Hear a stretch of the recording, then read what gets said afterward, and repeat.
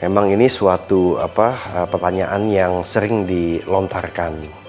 Karena kita lihat di satu sisi orang mengatakan electric vehicle itu ramah lingkungan dari sisi emisi karbon yang rendah, lalu juga emisi suara yang rendah, tapi kok dari sisi chargingnya atau fuelnya atau tanda kutip bensinnya kok dari misalnya batu bara. Nah, nomor satu, tanggapan saya, ini adalah cerita transisi energi. Jadi tidak bisa langsung kayak membalikkan tangan. Tapi paling tidak dalam masa transisi energi ini, di mana kita menggunakan misalnya masih hidrokarbon, misalnya dari tadi energi yang tradisional, electric vehicle itu lebih efisien dalam penggunaan energinya. Jadi lebih tidak boros. Dan berikutnya juga kalau kita lihat kan yang didengungkan ini adalah net zero. Artinya secara penggabungan itu emisinya zero.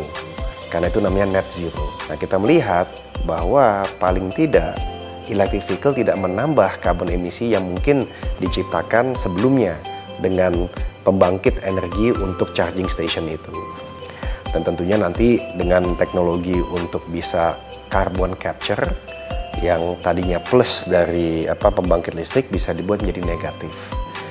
Nah, hanya ke depannya energi transisi ini bukan saja memakai traditional energy atau hidrokarbon yang biasa dikatakan itu.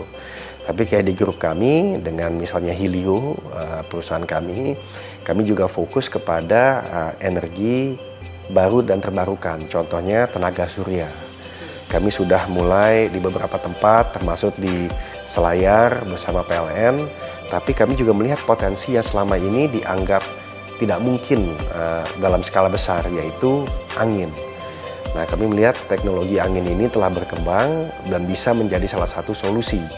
Sehingga pada suatu saat bukan saja electric vehicle-nya aja yang ramah lingkungan, tapi pembangkitnya juga ramah lingkungan. Tapi sekali lagi ini adalah bagian daripada proses. Dan ini terjadi juga di luar negeri bahwa mulainya dari end user device, electric vehicle, tapi juga ujungnya akan sampai bukan saja ke pembangkit listrik, bahkan orang sudah mulai menanyakan sampai kepada penambangan bahan untuk membuat baterai. Apakah dilakukan secara ESG atau environmental social governance-nya bagus.